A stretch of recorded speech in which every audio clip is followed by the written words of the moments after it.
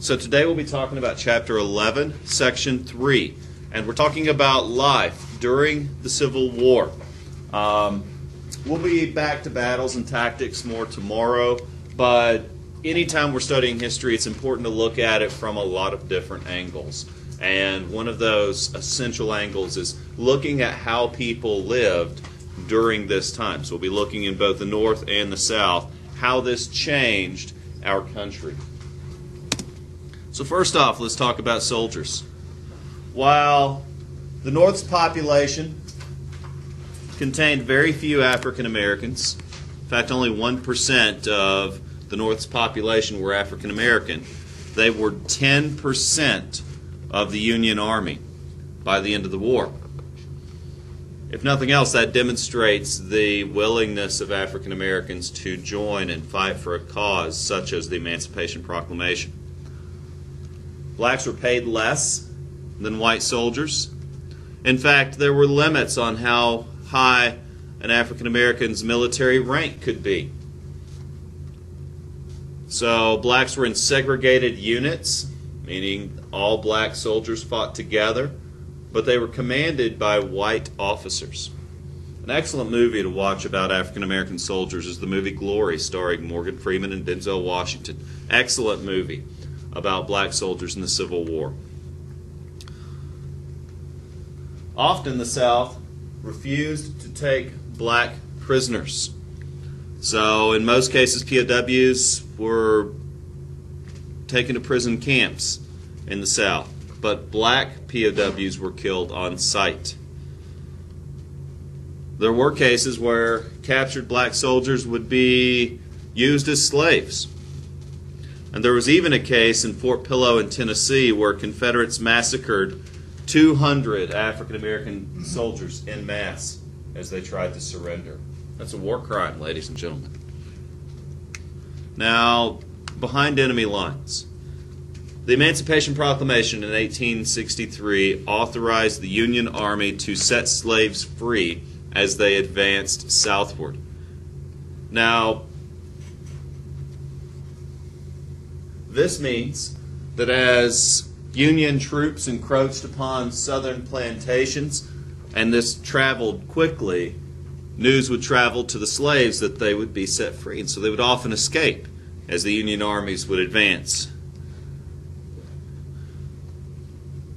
But throughout the history of slavery in the United States, there are countless stories of slaves resisting the will of their masters, whether it was through small acts such as destroying tools or refusing to work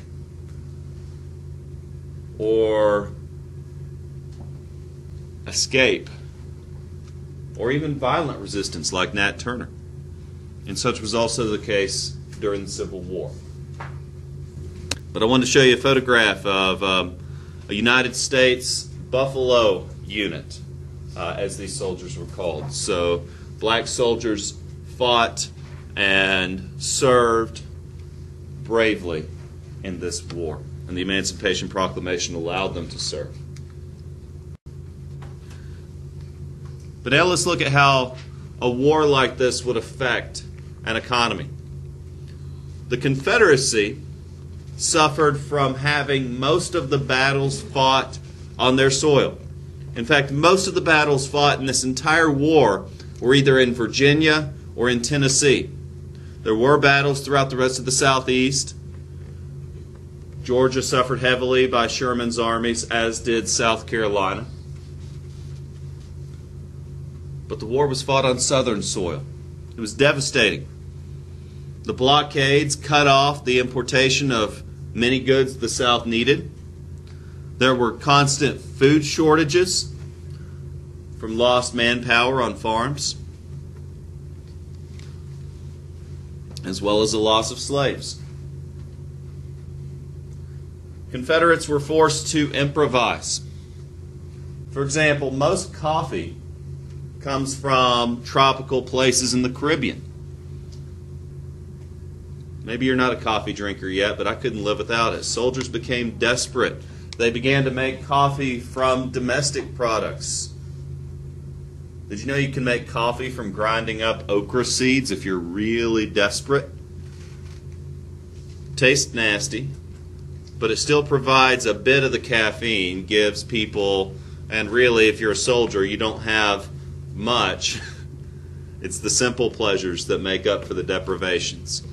And so soldiers would often steal things from the enemy. Sometimes they would even trade with the enemy. And this is common throughout the history of war. But in the North, this war was actually good for the economy. It led to an industrial boom. Now, the chief recipients of these war profits were defense contractors. Still the same in modern day. One of the number one beneficiaries of the Iraq and Afghanistan wars was a company called Halliburton. They're defense contractors that hire private mercenaries. In fact, many of the troops stationed overseas now are private mercenaries handled through this corporation, which has profited immensely from war and does contribute heavily to politicians' campaigns because it's in their best interest for a war to be started. Such was also the same in the Union. Several other things we see in a total war. We see inflation, because even in a country like the North, where the war benefited by stimulating industry, it also created scarcity. Again, what we call inflation. Generally, workers' standards of living dropped because goods became more expensive. But we also see in war opportunities, social opportunities. Many women were able to get jobs in factories that previously hired men. But we must also understand the enormous expense of war, financial expense, not just in terms of human life. There was no such thing as an income tax until the American Civil War. Can you imagine? A third of our income goes to federal and state taxes. A third. And there was no need for that in the entire history of our country until the Civil War. So an income tax was created to pay for the enormous cost of this war.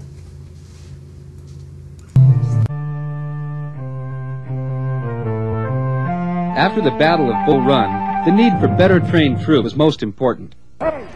Discipline, respectful obedience, and skill in the use of weapons were the orders of the day. Some of the tedious exercises practiced for learning to turns, close formationals, and proper handling of arms. Here, a new recruit is instructed on how to load, aim, and fire his musket, which was the most important item in a soldier's equipment. To the breech. Just the end of it. Most of the soldiers were aged 19 to 21 and came from farms. The youngest soldier was 9 years of age. The oldest was 80. Though the heritages of many of these soldiers came from American families of European descent, such as the Irish, Norwegian, German, and French, there were also Mexican Americans and Chinese Americans serving. Native Americans also served in both the Union and Confederate sides. And later in the war, Black Americans, known as the colored troops, fought honorably, though were first discriminated against with less pay than white soldiers of the same rank, menial jobs, and poor equipment. During the war, each side nicknamed the other. Johnny Reb referred to a Confederate soldier, and Billy Yank for a Union soldier. Army life was hard and very different than most soldiers expected. They lived in basic shelters such as canvas tents, log huts, and bomb-proofs, which were large holes in the earth with a roof about a foot above the ground. Homesickness, foul weather, filth, impure water, crime, and a lack of privacy made camp most intolerable. The average soldier's diet was of salt pork, beef, bread, cornmeal, beans, and coffee. Oftentimes the food was rotten. Soldiers often complained about the food. I wouldn't say this to anyone but you, Sergeant, but between us, since the men aren't around, this food is lousy. This hardtack, these things are called worm castles by the men, because that's what they grow, worm castles. But imagine if you break them up over your coffee, the worms will fall in, just scoop them out with your spoon, they doesn't change the taste of the coffee at all. No fire, man. We're gonna have a trade. Hold your fire. Because of severe shortages in both Union and Confederate camps, the Johnny Reb and Billy Yanks sometimes called a truce to trade goods across enemy lines. All right, on the count of 3. All right? 1, 2. You know we'll be coming for that. Now let's talk about sanitation. Just want to give you a heads up, talking about sanitation in war is pretty nasty business, so if it just grosses you out and you can't deal with that, I just wanted to let you know. A lack of sanitation and personal hygiene lead to disease in the camp. I just want you to imagine for a moment. In the French Broad River Valley, as it meanders through Henderson County, provides an excellent place for an army to camp out. It's along rivers, around pastures, that armies of over 100,000 would camp in the same location. Standing orders, when an army stops in an area, are to dig latrines, pit toilets, to boil water. Well, we boil water now, but at the time, there was no understanding of microbiology. No one knew the nasty things that can lie in untreated water. Now I want you to imagine that you've got 120,000 people camped out in the same location. It's like a music festival. The water gets nasty because people bathe in it. They drink out of it. They cook with it. The ground becomes trodden. It turns to mud. And if it rains, you're sleeping in a tent on the ground, laying in the same mud as 100,000 of your closest friends, drinking from the same stream as everyone else in the camp. Historically, the plague kills more soldiers than bullets or violence in any war. In fact, such was the case all the way up until the First World War. Diets were very unappealing, like the clip you just watched. Now, when I said plague, I used that word because no one understood the multitude of diseases that can affect you when you expose yourself to terrible conditions like this. I want you to think about exposure to fecal matter that results in E. coli. Proximity with other people's bodily fluids that can lead to dysentery or cholera. These are the types of things that spread in camps.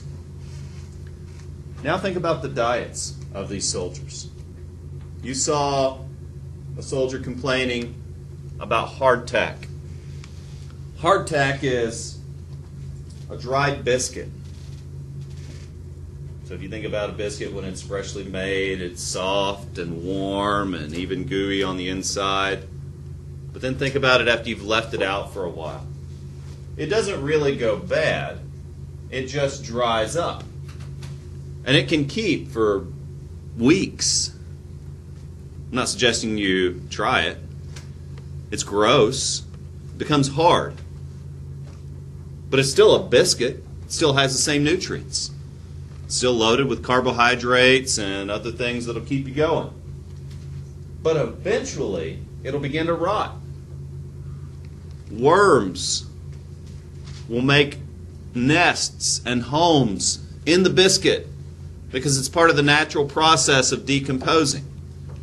Soldiers would be given these rotten biscuits.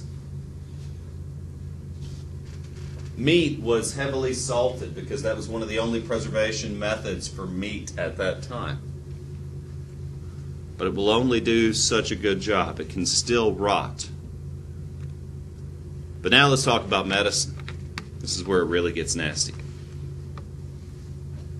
Doctors had no understanding of basic sanitation. There were no gloves.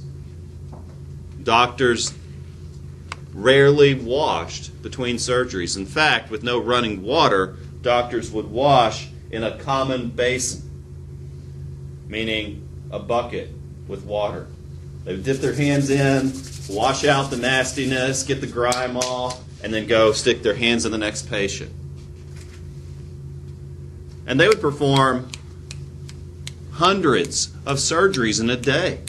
And the most common of these surgeries were amputations. Because if you received a bullet wound, it was likely that infection would break out. In fact, soldiers would often die of pneumonia or bacterial infections that were complicated. That's how Stonewall Jackson died. And so the best thing they could do for you is to amputate that limb. Because if your infection grows septic, that means it's blood poisoning. That means it's gotten into the blood. You can see streaks where the infection is spreading. It's really scary when that happens. You can die from that. And so to prevent the spread, the obvious solution is, well, okay, we see the streak, it's up to here, cut the arm off. Arm off, leg off, leg off, leg off. And those are the same surgeries that doctors are performing all day long, using the same saw on multiple different people without even the time to wash it, because people are dying. And it's life or death. More people died from infection than bullets. Now, the U.S. Sanitary Commission stepped in to try to prevent many deaths from infection. They began to require that doctors use soap. It was the first war ever where there was a regulation on the use of soap. And they did studies before and after the use of soap.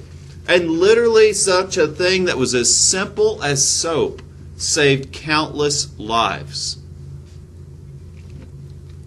Clara Barton was a Union nurse. She served on the front lines. She was performing many of these life and death surgeries. And she went on to found and work with the U.S. Sanitary Commission and helped to found the American Red Cross, in fact. There are many countless Southern women who also volunteered. Women served in many non-combat roles, whether nurse or cook or administrative duties and so on. But I wanted to show you a couple photographs. Here's one of a wounded camp. Wounded Union troops are recuperating after a battle. This is a mobile Army surgical hospital. They're called MASH units for short, because they can be moved with the camp. This next one's a little gruesome. This is an amputation about to be performed. The doctor wanted this documented for posterity. So he's got his saw in hand. He's got witnesses observing. This is probably an officer, just given the niceness of the tent.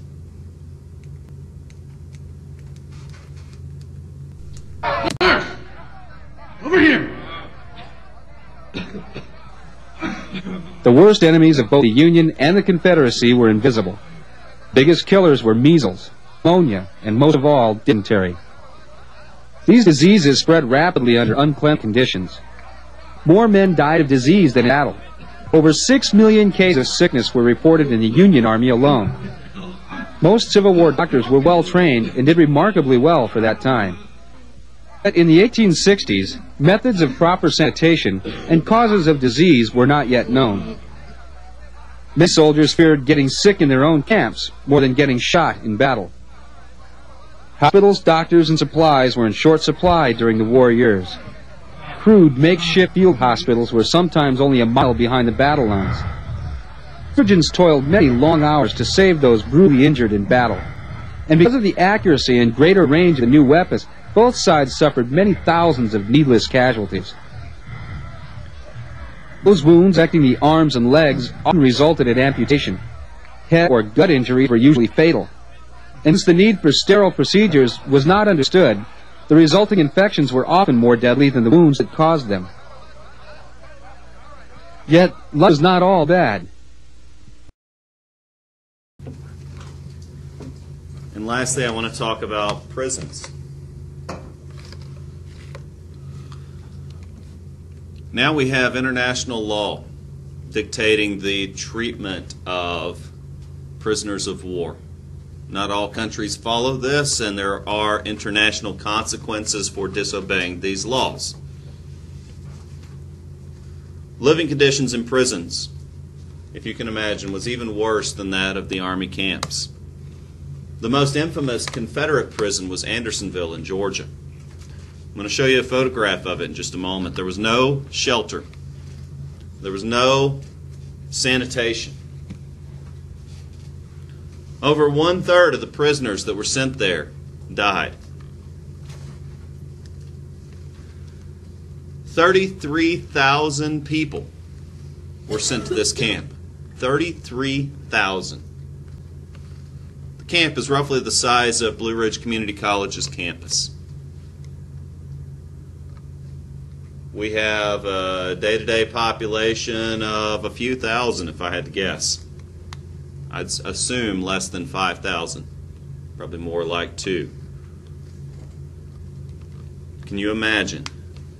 Tens of thousands of people living here, night and day. These are tents on the ground. If you've ever slept in a tent through a terrible rainstorm, you're sleeping in a puddle. This is an open pit latrine. It's a bench next to a creek. Let your imagination work there.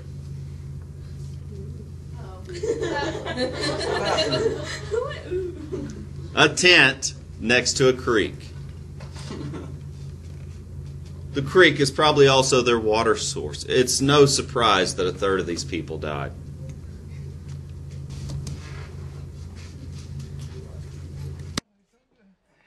This is going to hurt like hell. No, wait. Ah! Oh. Ah!